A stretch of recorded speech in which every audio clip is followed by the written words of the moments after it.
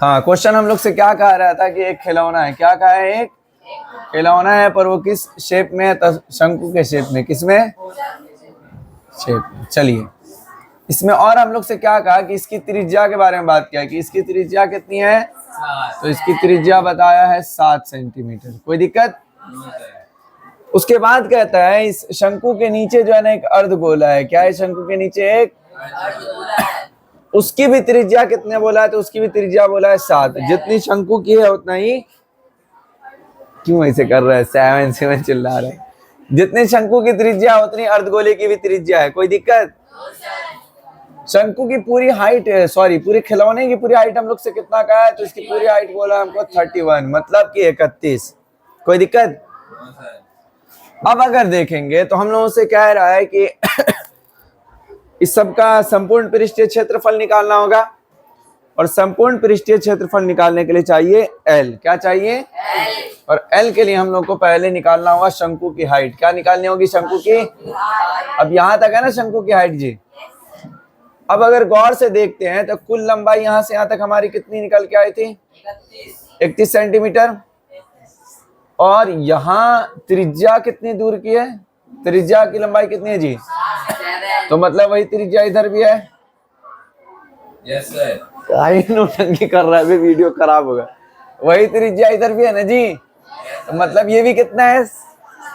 अच्छा सा वीडियो खराब करवा दिया। 7 सेंटीमीटर।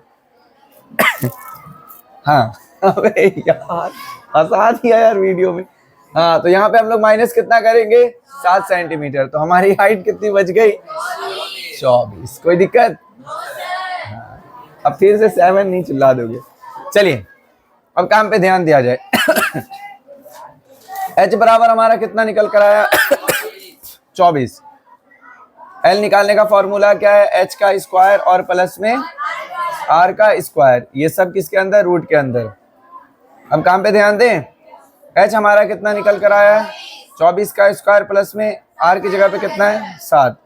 7 का स्क्वायर। तो 24 का स्क्वायर निकालेंगे तो कितना निकल कर आया हमारा? 576। और 7 का 49, 49। इन दोनों को अगर ऐड करते हैं तो कितना हो जाता है? 625। 625 किसका स्क्वायर है जी? 25। वेरी गुड, मतलब कि आप लोग को सारी चीज बहुत अच्छे से याद है। अब अगर संपूर्ण पृष्ठीय क्षेत्रफल निकालने के लिए फॉर्मूला देखेंगे तो सबसे पहले इन दोनों का फॉर्मूला देखते हैं। तो एक का फॉर्मूला हमारे पास क्या है? 2 पाई r स्क्वायर, और दूसरे का क्या है हमारे पास? पाई r और l। मतलब ये हो गया हमारा अर्धगोले का, और ये हो गया हमारा किसका? शंकु का। कोई दिक्कत है? इन दोनों को अगर ऐड करते हैं तो गौर से देखिए, यहाँ भी पाई है और यहाँ भी पाई है। मतलब ये हमारा निकल के आ गया काहे में? कॉमन में। 2 r यहाँ है, 1 r यहाँ है, तो मतलब है कि ये भी कॉमन में आ जाएगा। तो इसको भी क्या किया हम लोग? कॉमन में ले लिए। कोई दिक्कत? अब अगर गौर से देखते हैं तो हमारे पास L भी 1 है और 2 भी 1 है, और इसमें से 1 r बचा हुआ है। तो यहाँ उसको हम ब्रैकेट के अंदर लाएंगे। 2 की जगह पे क्या आ गया हमारा? सॉरी, ये 2 एक ही बार है ना जी, इधर तो नहीं है, तो अंदर पहले 2 लाएंगे। फिर यहाँ पे हमारे पास कितना r था? 2 r था। 1 r यहाँ से लिए थे और 1 r यहाँ से, तब नहीं हमारा कॉमन बना था। हाँ, तो 1 r हम यहाँ से ले लिए, और बीच में क्या है हमारा? प्लस, और उसके बाद इधर क्या बच गया था? प्लस के बाद L। अब अगर इस पे हम लोग नंबर डालते हैं और देखते हैं कि हमारा क्वेश्चन बनता है या नहीं। पाई का मान कितना है? 22/7। R का मान कितना निकल कर आया? 7। यहाँ भी R का मान कितना है हमारा? 7। और L का मान कितना निकल कर आया हमारा? 25।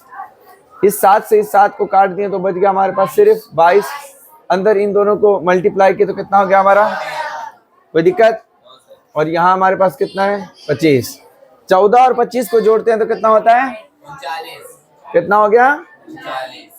इन दोनों का आपस में मल्टीप्लाई करने पे कितना आता है?